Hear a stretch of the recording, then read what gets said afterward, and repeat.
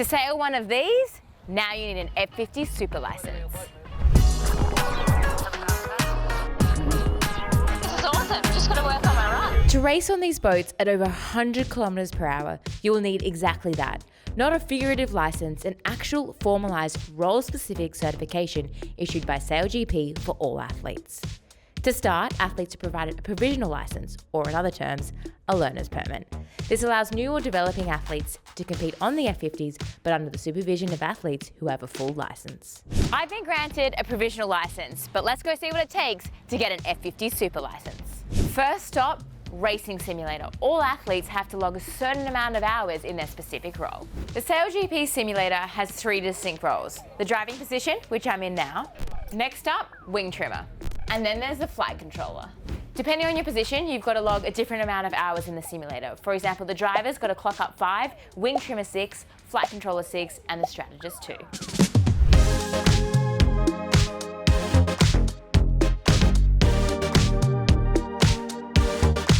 After all that training, you've got to pass the simulator assessment, and then your on-land training is done. Next up, safety training. All athletes must pass SailGP's rigorous safety test so they know what to do aboard an F50 in an emergency. I'm going to give it a go, so let's get into some kit. That's better, let's go. Switching this one onto my rig and pull it up and first to the surface. All the on-land stuff is now done. The nerves are kicking in, but it's time to get in the water. Go! I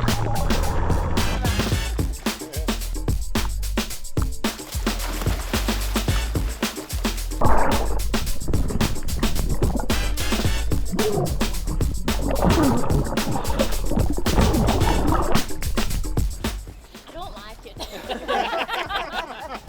As you can see, it was super easy.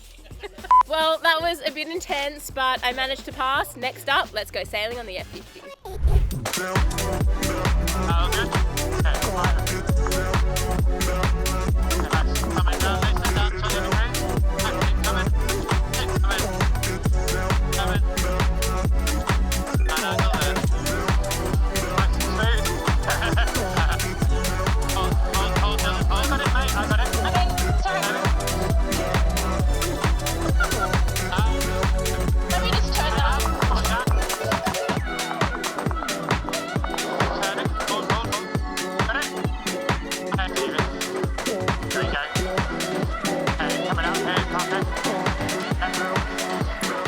This is awesome, just got to work on my run.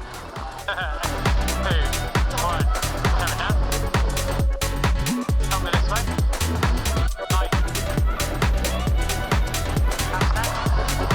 Oh, that was epic. It definitely was a lot harder than I was expecting because these guys make it look so easy. As everyone would have seen, I fell a lot as I tried to cross the boat, but I made the last one, so I'm happy. Well, to get my F50 license, I still got a bit of work to do, a few more hours on the water before I'm allowed to go racing, and I definitely have to do a little bit more multitasking. I've been watching the windscreen, but there's a lot going on there, so a bit more stunning, and then I could be good to go. All right, I just got off the F50 doing my practical out there for my F50 license, and I gotta say, you can know the theory, do the simulator, kind of think how it's gonna work, but there's nothing to prepare you unlike racing that F50. So, lots of maneuvers, understanding the G-forces, using that windscreen, just navigating around the racetrack. And then I think it's so important to get that training time to log up your hours because you got to be ready to race 12 other F50s out on the racetrack. Anyway, gonna get out of my gear.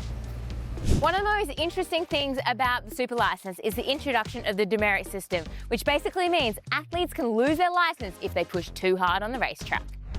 Any crashes or incidents get reviewed, and athletes can accrue 1 to 3 points on their license, depending on the severity. These points last for 12 months, and thresholds can trigger warnings and suspensions. There are also crew point caps if the total is too high. The team may have to substitute crew or won't be permitted to race. This process is all about raising standards, keeping everyone safe and ready to race. So that's everything you need to know about the F50 Super License. We'll see you out on the racetrack. Until then, if you want more content like this, hit subscribe and follow along.